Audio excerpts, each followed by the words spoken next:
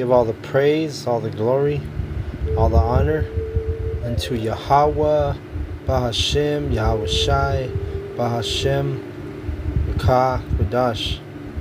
Double honors goes out to the elder apostles of Great Millstone for teaching me the truth. Also want to acknowledge all the Akyam who are pushing the truth with sincerity throughout the nation of Israel, throughout the four corners of the earth of the nation of Israel. And this is Shabai from the GMS Denver. And this lesson is inspired because we were doing our lesson last night at the brother's house. You could say at the camp house. And the brother Amawan Pada from GMS Denver, he had mentioned something that made me want to go into this lesson. And what it was is, you know, when Yahweh, he had he put hell on the Philistines for capturing the Ark of the Covenant. Okay, so let's see real quick. Let me see something.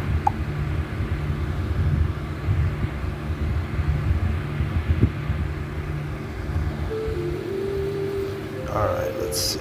Salaki, I'm looking for something real quick.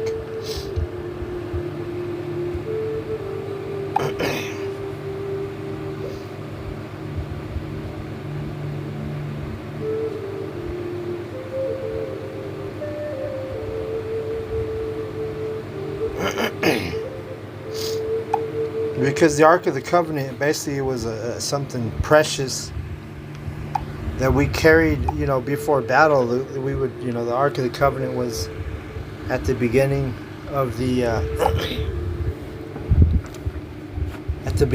host or the camp. Like we would go into battle as Israelites, and you know, the Ark of the Covenant would be in the front, and it was a sacred chest, basically. Let me read this in the AI overview. It says, the Ark of the Covenant was a sacred chest described in the Old Testament as a wooden chest overlaid with gold containing the Ten Commandments tablets. It held immense religious significance for the Israelites and was believed to be a symbol of Yahweh's presence. Okay? So, here's another thing I'll read. The biblical role of the Ark of the Covenant. So the role of it, or the purpose. It says the Ark accompanied the Israelites in their travels and was thought to bring them victory in battle and prosperity. It was also present at the ratification of the covenant of Mount Sinai. Okay? You know, like that movie, what's it called? Raiders of the Lost Ark. That's what that Ark is talking about in that movie. He's trying to find the Ark of the Covenant. You know, he's like a explorer, or what do they call him? Forgot the term they use for those people who dig up artifacts and stuff. Let's see, digs. I forgot that. An archaeologist. Okay.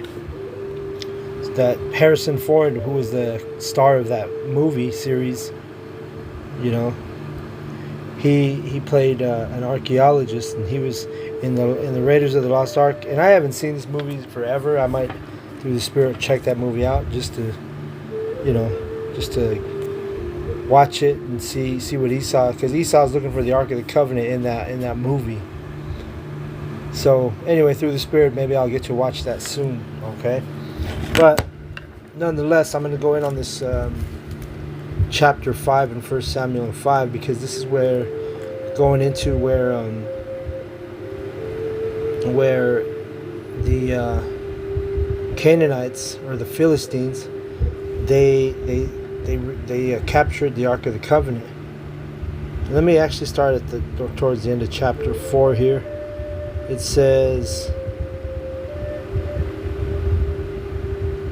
and it also has to deal with Samuel, the prophet Samuel. He was basically giving the fate or the destiny of Eli and his sons, and it was a wicked household. So the Most High had, had it in him for it to come to pass that Eli and his sons would be put to death. And this is what happened. Literally, Eli and his sons got put to death in this chapter.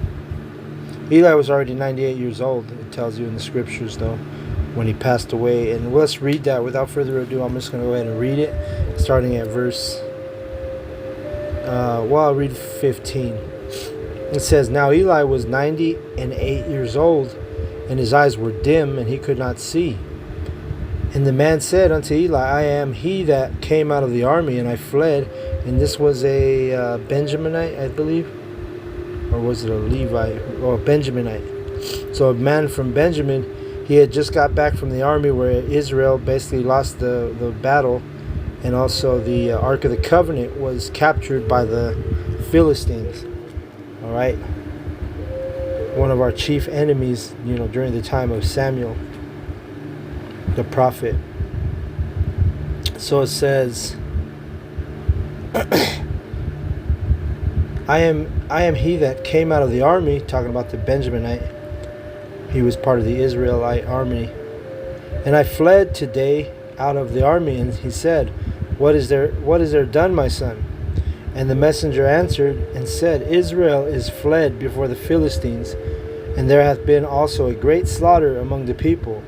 And thy two sons also, Hophni and Phinehas, are dead. And the ark of the Most High Yahweh is taken. So not only did his two sons die, but they took the ark of the covenant, which that was a sacred part of Israel, right? In verse 18, and it came to pass when he made mention of the ark of the covenant, the ark of the Most High, that he fell from off the seat backward by the side of the gate, and his neck brake, and he died. For he was an old man and heavy, and he had judged Israel for 40 years.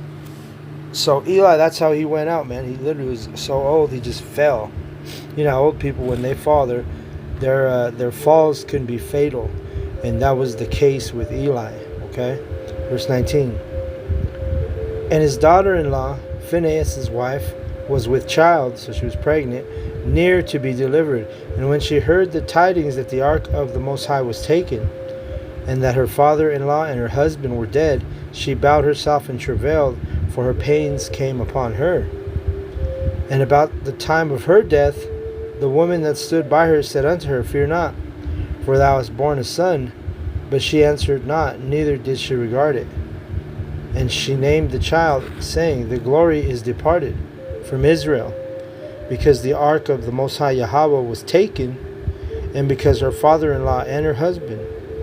And she said, And the glory is departed from Israel, for the ark of the Most High is taken.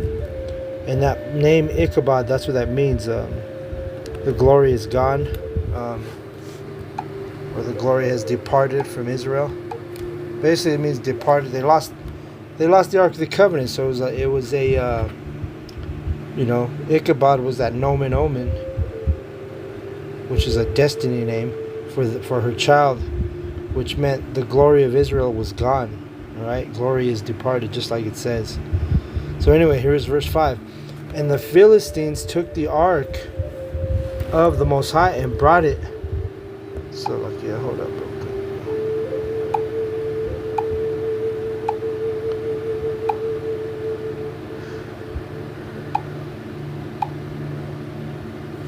And the Philistines took the ark of the Most High and brought it from Ebenezer to Ashdod, which Ashdod is these are towns and cities close to Israel. It says, When the Philistines took the ark of the Most High, they brought it unto the house of Dagon and set it by Dagon. Okay, and Dagon is a pagan idol, pagan god. Let's get this real quick. Dagon.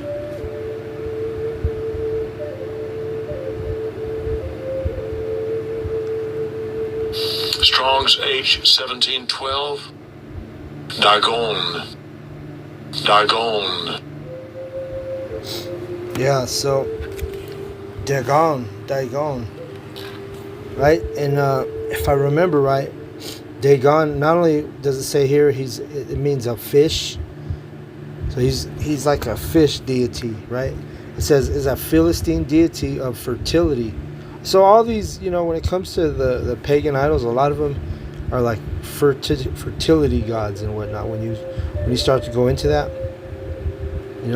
but it goes into perverseness, because the heathen do all kind of wicked shit when it comes to their their sexual immortality or sexual immorality is it's all fucked up with the heathen.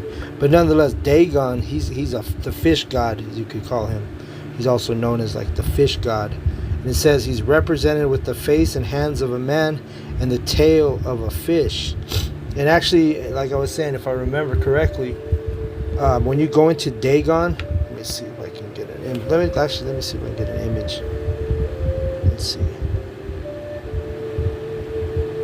Dagon God. Let's get an image. Okay. So you see this guy here, this is Dagon.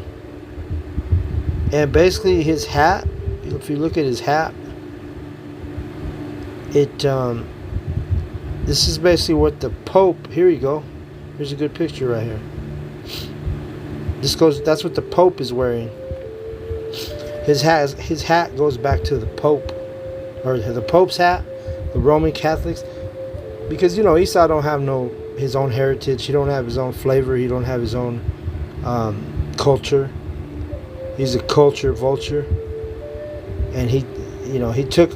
This is inspired. The hat that the Pope wears is inspired by the fish god Dagon that we're reading about, which was a Philistine idol. Okay. So let's go back to the scripture. Okay, in verse 2, when the Philistines took the ark of the Most High, they brought it into the house of Dagon and set it by Dagon. And when they of Ashdod arose early on the morrow, behold, Dagon was fallen upon his face to the earth before the ark of Yahweh, and they took Dagon and set him in his place again. So, hey, this reminds me of you go into the Apocrypha and read about Bel and the dragon. These heathen idols and these fake idols, these false idols, they're always, shit like this always happen to them in the scriptures. They're falling on their face, and that was no coincidence, because it was the day when they captured the Ark of the Most High, the Ark of the Covenant, which that was a true power. That was a true, religious symbol or artifact, right? So that Dagon, false god, it was no coincidence that it was on his face, fell flat on its face, right? That statue. It says, and when they rose, here it is again, I'm reading it again. When they arose early on the morning, Dagon was fallen upon his face to the ground before the ark of Yahweh, and the head of Dagon and both the palms of his hands were cut off from upon the threshold. Only the stump of Dagon was left to him. So he broke. Their false idol broke. Okay? And it talks about that in Wisdom of Solomon. Let me see if I can get it real quick. Wisdom of Solomon. It's either 14 or 15.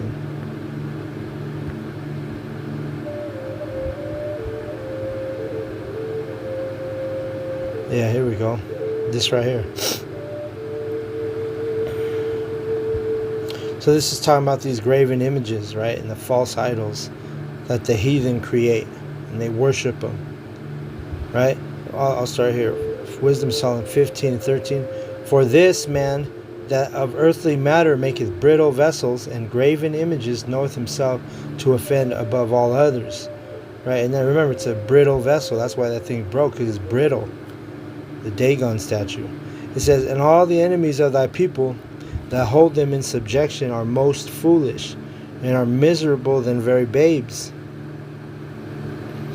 For they counted all the idols of the heathen to be gods, which neither have the use of eyes to see, nor noses to draw breath, nor ears to hear, nor fingers hands to handle. And as for their feet, they are slow to go. Meaning these idols, these statues that these people, these heathen, all the heathen. A good example is the Catholic Church. They have they have Catholicism. They sit there and bow down to graven images, and they pray to worship statues and shit. And these idols, they can't go anywhere. They can't hold anything with their hands. And like we're reading about Dagon, it fell on its face and it wasn't able to pick itself up. And the shit was brittle, so it broke. This is the hand. All it was a stump. By the time they sat it back upright. So verse 16 it says, "For man made them, and he that borrowed his own spirit fashioned them. But no man can make a god like unto himself. For being mortal, he worketh a dead thing with wicked hands." Right. So that's a wicked ass thing. And then the title of the men that are in that trade where they would make these graven images and these false idols, it's called an artificer, which that means goes back to, that's where that word artificial, you get that word artificial. Because why? If it's artificial, meaning it's not a real thing, it's been forged or fashioned into something, but it's not real. And it's a fake. It's a knockoff, right? And that's basically what the gods of the heathen, they're knockoffs, because they're not really gods. They don't have no power. Okay. It says, "For being mortal, he worketh a dead thing with wicked hands," talking about the artificer, the one who creates the idol or sculpts like a sculpture. I don't know what you call it, sculpturer. "For he himself is better than things which he worshipeth, whereas he lived once, but they never." So this Wisdom of Solomon says that even this wicked ass motherfucker building and creating and shaping and forming and forging this false graven image is better off than that false god that he's created, because at least he lived, right? He's telling you there's no life in these pagan idols, and the gods of the heathen have no life. There's no profit to anybody with these gods of the heathen. Verse 18, "Yeah, they worship those beasts also that are most hateful, for being compared together, some are worse than others. Neither are they beautiful so much as to be desired in respect of beasts, but they went without the praise of the Most High and His blessing." All right, so yeah, you start to go into that madness and false idols and worshiping gods of the heathen, praying and bowing down and setting them up in your home. You're basically going without the praise of Yahweh Bashem Yahushai and without the blessing. There's not going to be no salvation to those that are worshiping false idols. Okay. So anyway, let's go back to 1 Samuel 5, and I'm at 5. It says, "Therefore neither the priests of Dagon, nor any that come into Dagon's house tread on the threshold of Dagon in Ashdod unto this day."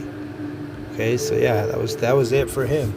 Except for the pagan Romans, they had to honor him with the Pope, but that's why he's paying homage to the Dagon, a false idol, a god of the heathen, of the Philistines, when he wears that big ass hat, the Pope I'm talking about. Verse 6, it says, "But the hand of Yahweh was heavy upon them of Ashdod, and he destroyed them and smote them with emerods, even Ashdod and the coast thereof."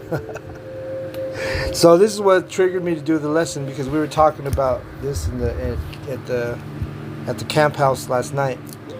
We were we went into the names of Yahweh Bashem Yahushai, but through the Spirit, the brother, like I was saying, Amawan Padah, he brought up this event right here where the Philistines, they were getting punished because they stole the Ark of the Covenant. They captured it from the Israelites.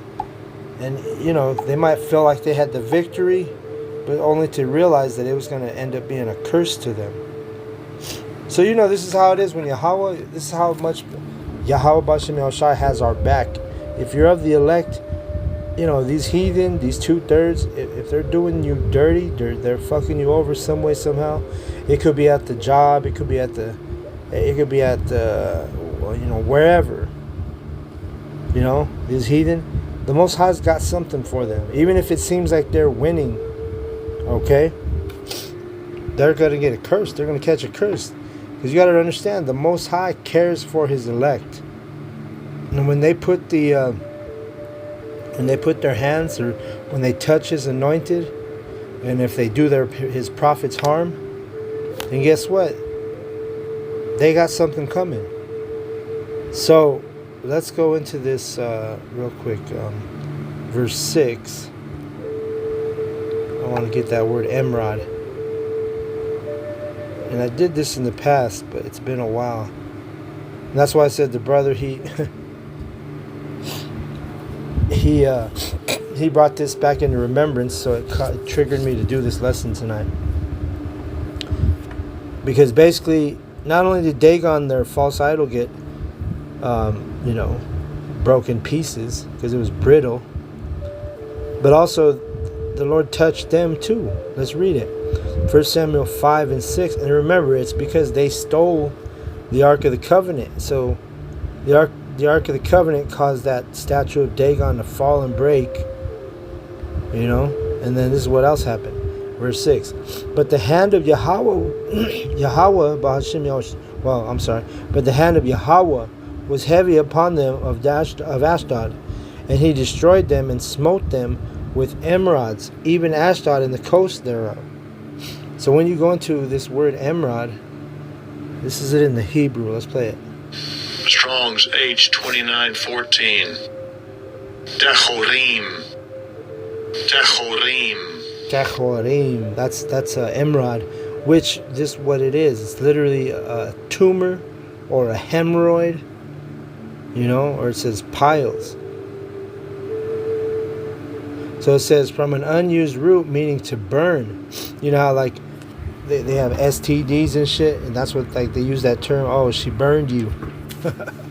And the Philistines, they got burned, and they were being burned by hemorrhoids, boils, it says, or ulcers, especially a tumor in the anus or pudenda. Okay, so that's what it was, man. So the Most High, that's the type of power we have on our side. While these idols and these false gods, they're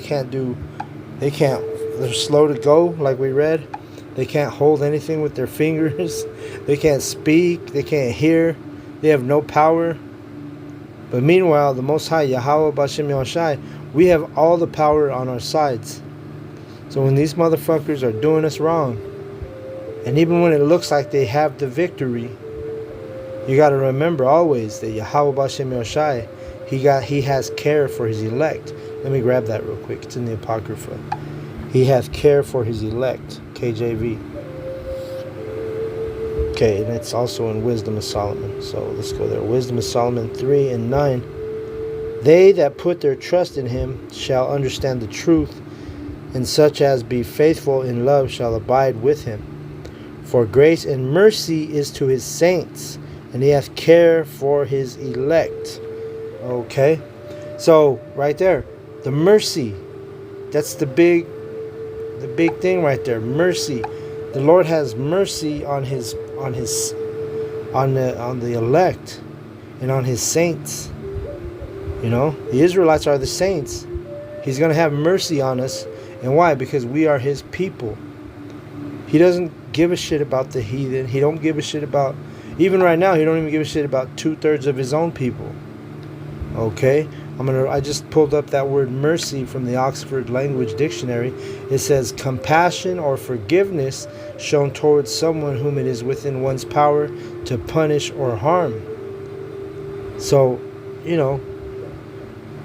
all I can say is, being an Israelite, mercy is necessary because we've made mistakes. We've done things wrong. But yet the Lord is merciful. What did King David said? He said something about Thy mercies are abundant, KJV. And it doesn't say that, but it says something. Okay, I'll grab that. That one works. Because the Lord is a merciful power. Yahweh, Bahashem Yahushai are merciful to the elect, okay? He's going to have compassion on us. But we have to, repent. We have to turn to Yahweh, Bahashem Yahushai wholeheartedly with sincerity. So we got Psalm 51 and 1. And I'm sorry, this is a long way. 51 and 7 maybe? Let me see if that's the one I want. No, that's not it. Okay, Psalm 5 and 7.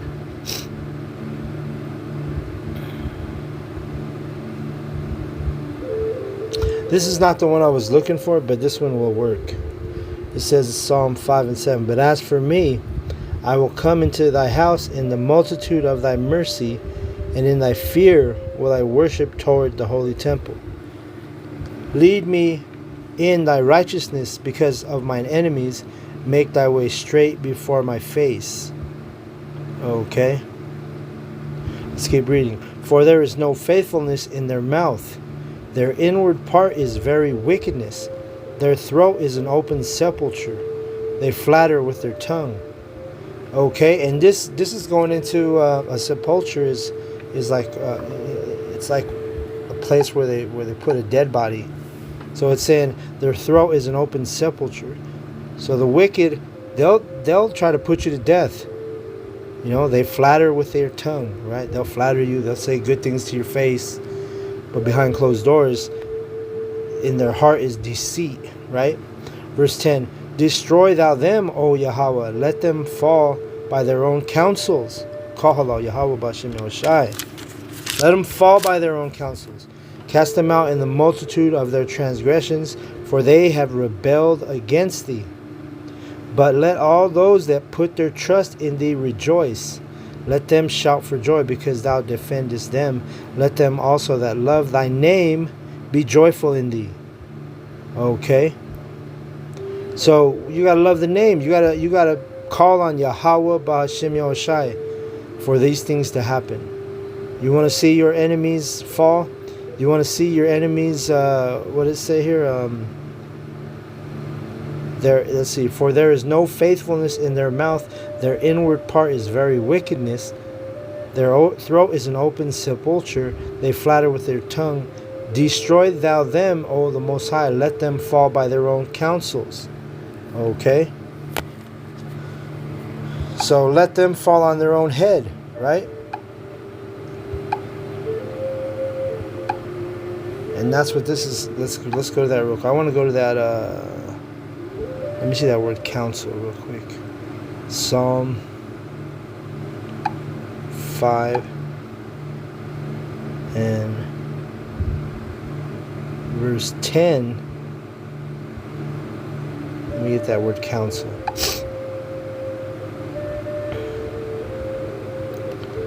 It said, okay, here it is in Hebrew. Strong's H 4156. Moitzah. Counsel, a plan, a principle, a device. All right, and the device goes into wickedness. Okay, it's got that same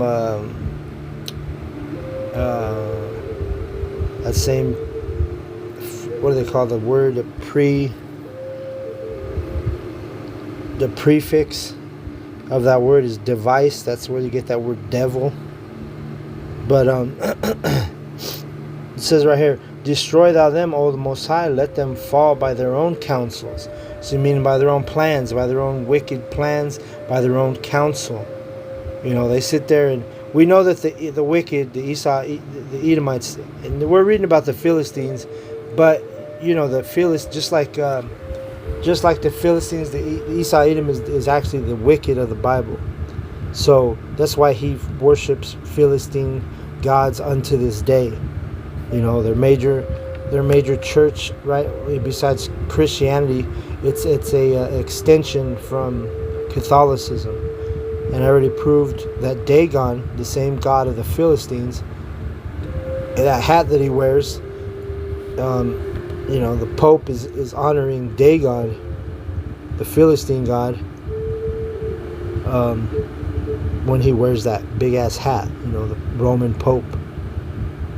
But this is a beautiful verse right here. Destroy thou them, O Yahweh, let them fall by their own counsels, by their own plans, by their own wicked devices. Oh yeah, I hit the outline biblical usage of that word counts. Let me see. Strong's H3289. Ya'ats. Ya'ats. Let me see what that. Let me see, cause. Okay, so it says to advise, to consult, give counsel, purpose, a device, an evil plan, to devise an evil plan. To advise, counsel, give counsel, consult, to consult together, exchange, counsel, deliberate, counsel together, to conspire. And when you go into that word conspire, it means basically going into two people, because kon means together, means with. So there's got to be, you can't just conspire by yourself. It's got to be you and another person agreeing to come up with a wicked device or a wicked plan. All right, and that's why it says right here, destroy them, O Yahweh, let them fall by their own counsels, by their own wicked plans, cast them out in the multitude of their transgressions, for they have rebelled against thee. All right. So yeah, let me go back to 1 Samuel 5, but you see what it is right here,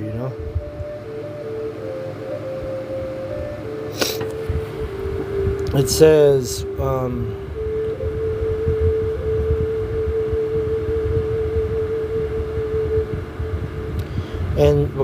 back to verse 6.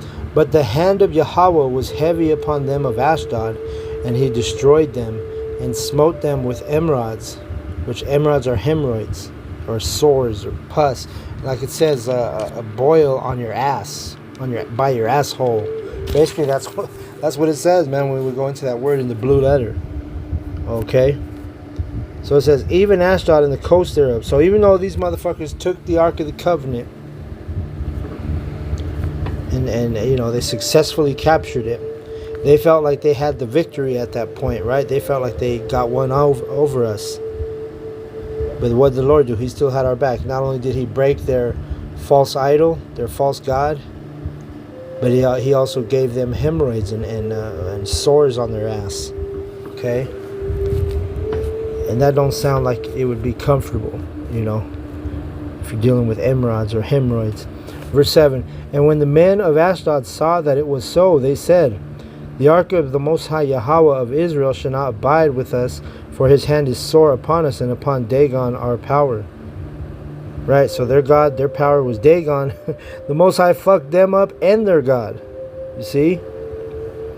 And it looks like they had the victory, right? It looked like they was, their wicked device, their wicked plan, it looked like it was about to come to fruition, only to go through the whole host of the Philistines had the Lord smited them, plagued them with hemorrhoids. And it's all right by their ass hole, That ain't no joke, man. Most High Yahweh, he got our back, man. You have to repent, though. You have to believe in Yahweh B'Shem Yahushai. All right, verse 8. They sent therefore and gathered all the lords of the Philistines unto them, and said, what shall we do with the ark of the Most High of Israel?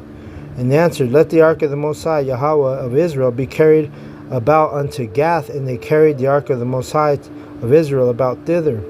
And it was so that after they had carried it about, the hand of Yahweh was against the city with a very great destruction. You see, so they didn't even realize, basically at the end of the day, they don't realize who they're fucking with. These heathen. They don't understand the Most High. You might feel like you're getting the win on us. You might feel like you're getting the victory. But behind closed doors, the Most High is working for us. And you gotta have faith that he's working for us, because that's what he's doing right here. I mean, come on, man. These Philistines were stressed out. You know, they had a wicked device. They had a wicked plan to steal the Ark of the Covenant. So when these heathen, they come up with these wicked devices against us, but they don't know it's to their own destruction. Because the Most High is not gonna let his elect be fucked with, man. You know, let me get that verse. Touch not mine anointed and do my prophets no harm. Okay, so you can't just come against the Lord's elect and think you're going to get away with it, you know. 105, Psalm 105, 15, saying, touch not mine anointed, which anointed means chosen, right? Touch not mine anointed and do my prophets no harm. All right, so the Lord takes offense to that. You know, he took offense when those heathen, those Philistines took the Ark of the Covenant, okay? 1 Samuel 5 and 9.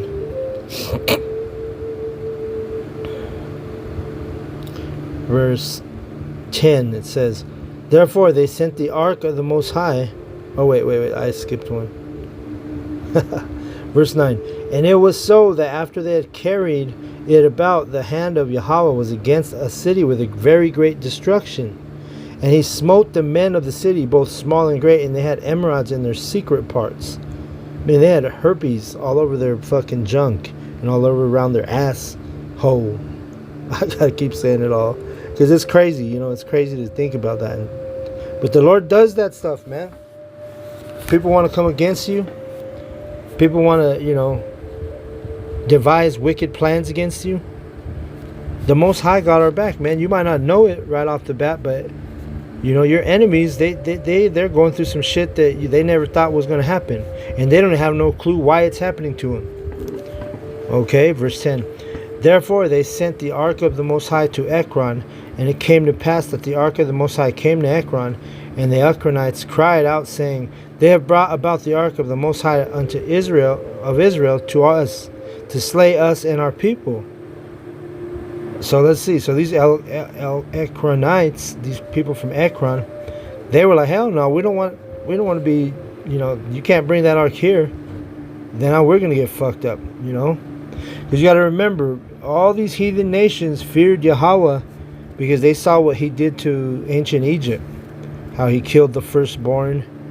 You know, he slayed the firstborn animal and child in the ancient Egypt when we got delivered out of there. So these heathens knew, they feared. That's why the Yahweh, one of his titles, one of his monikers or his names was Al-Shaddai. And the heathen nations were calling him Al-Shaddai, which that means, it means demon-like power. Because you got to understand, the Most High, He's a loving power, a strict, loving, austere power to his people, the Israelites. But he's a demon to the enemies of Israel. He's a demon to these heathen nations. Okay, starting out with Esau, Edom, and on down to these Hamites, Philistines. So it says in verse 11, so they sent and to gather together all the lords of the Philistines, and said, send away the Ark of the Most High of Israel, and let it go again to its own place, that it slay us not and our people, for there was a deadly destruction throughout all the city, and the hand of the Most High was very heavy there. So you see that? The hand of the Most High was heavy, and a deadly destruction. They start to realize, like, yo, we can't fuck with the Most High's people. Just send it back. They changed their mind, you know, and they thought they had the victory. They thought they had the motherfucking victory. But guess what? The Most High put it in their spirit to be like, no, fuck that. We better get things right. We better just send it back to Israel, because we're getting fucked up because we did, you know, we came against the Lord's people and we stole the Ark of the Covenant. Okay. It says right here, verse 12, and the men that died not were smitten with emerods, and the cry of the city went up to heaven. Woo! See? So if they weren't put to death, the Lord put fucking hemorrhoids all over their fucking private parts and their ass and shit. You know? To the point where they took the Ark of the Covenant back on their own. Could you imagine that? Like you done got, because it was before a battle. Israel was fighting Philistine. The Israelites were fighting the Philistines, and they whooped us because the Most High was pissed at us. And then only for them to, come back with our Ark of the Covenant. We didn't have to fight for it. They was like, man, this thing is fucking us up. And that's the divine power that we're serving. We're serving a true power of Israel that, hey, he not only does him and his son have our back, but he's not to be fucked with. He's not to be played with, right? Like that term, fuck around and find out. That's what the people that come against the Israelites, that come against, especially the elect, fuck around and find out, man. So with that, I want to give all the praise, all the glory, all the honor unto Yahweh, Bahashem, Yahweh Shai, Bahashem, Ka, Kudash. Double honors goes out to the elder apostles, the great millstone, for teaching us the truth. Also, I want to acknowledge Alakim, we're pushing the truth with sincerity throughout the four corners of the earth. Shalom to the elect.